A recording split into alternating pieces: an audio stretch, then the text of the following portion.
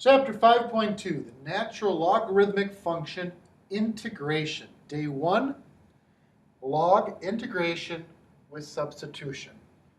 Now, as we do our integration, we're not going to be doing antiderivative of the natural log of u, right? Or the natural log of x. It's not part of this course topic, all right? What we're going to be doing is we're going to be doing problems where what we get as an answer is the natural log of u or the natural log of x, right? Now, if you remember, what is the natural log's derivative? Well, 1 over x. So we're going to be solving problems that start in this form, or we can manipulate to get to this form, and the answer is the natural log of x. A lot of times, instead of seeing 1 over x times d of x, you'll see me write dx over x or du over u. Why? That's just the way I do it. It's a matter of preference. I prefer the du over u because it matches the derivative formula for natural log. Derivative of what's inside over what's inside. When you got derivative of what's inside over what's inside, you can work backwards to get your natural log. All right, and this screen kind of sums it up, where we got the derivative of the natural log. The derivative of the natural log is 1 over x. The derivative of the natural log of u is u prime over u. And then when you're working backwards, 1 over x dx is natural log of x, absolute value of x, because you can't take the natural log of a negative number plus a constant, or du over u, antiderivative of that is natural log of the absolute value plus a constant. All right, so let's look at a problem. Here we got 2 over x. Since 2 is a constant, we'll pull it out. We'll have 2 dx over x, and as we discussed, the antiderivative of dx over x is the natural log of x. So we got 2 natural log of x plus the constant. Some places you'll see them put this 2 back in, and we'll get the natural log of x squared plus a constant. Don't forget your absolute value. It is necessary to have the absolute value there.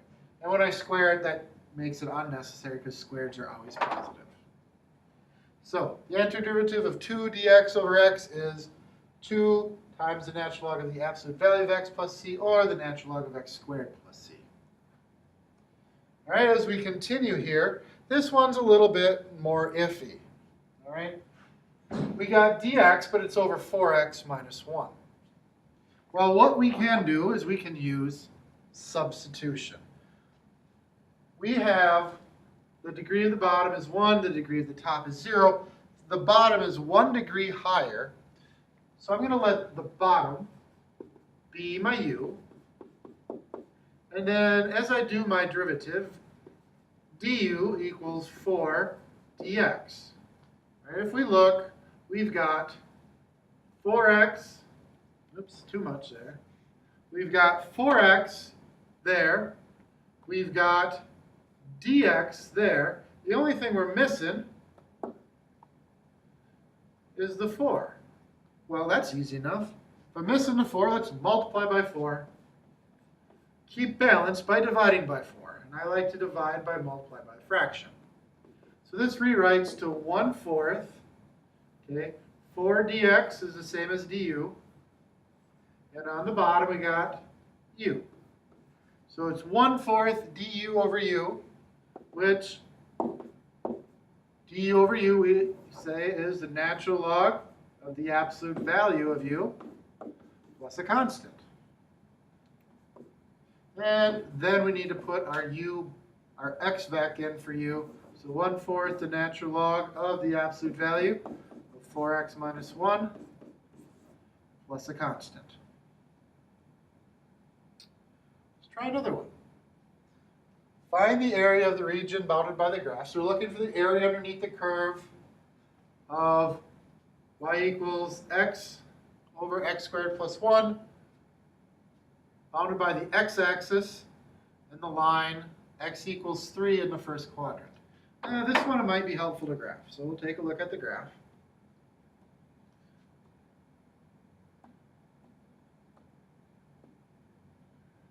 All right, so we'll take a look. X over x squared plus 1.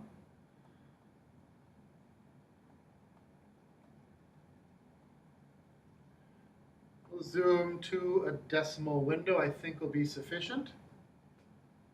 All right, so as we take a look at the graph, you can see that they cross at 0, and the line x equals 3 is right there. So we're going to integrate from 0 to 3 x over x squared plus 1 with respect to x. All right, just like last time, we don't have any rules we can use right now, but we can notice that the bottom is 1 degree higher than the top. That's usually the case for natural logs. So I will try it. I will substitute the bottom out. U equals x squared plus 1. And then we got du equals 2x dx. We can see that we're missing the 2. So I'm going to put it in there. Multiply by 2. Multiply by 1/2. You haven't changed a thing because you've really multiplied by 2 times a half, which is 1. And let's substitute it out. So we'll have 1/2. 2x dx is du. X squared plus 1 is u. My new limits, if I plug 0 in, 0 squared plus 1 is 1. 3 squared plus 1 is 10. So we got 1/2 the natural log of u from 1 to 10. And then I'll substitute my limits in. 1/2 the natural log of 10 minus the natural log of 1. Over here, I don't need my absolute value because 10 and 1 are both positive. Natural log of 1 is 0. So this is 1/2 the natural log of 10.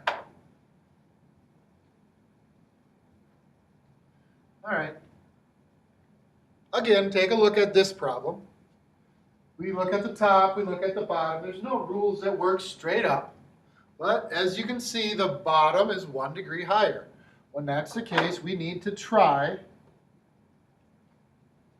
letting the bottom be u.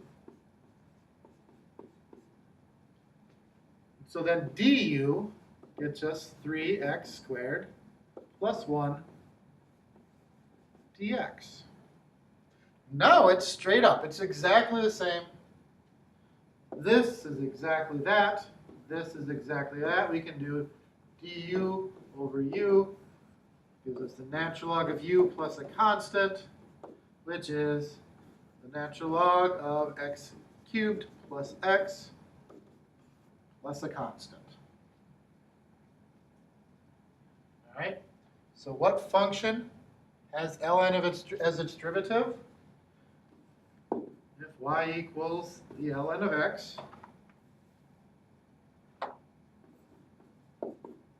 y prime equals 1 over x.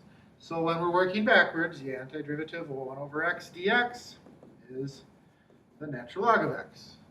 Likewise for natural log of u, our derivative there with respect to x is derivative of u over u. And so when we're working it backwards, again, it'll work out to the natural log of the absolute value of u plus whatever constant we got. I got my absolute value and my constant in that first one.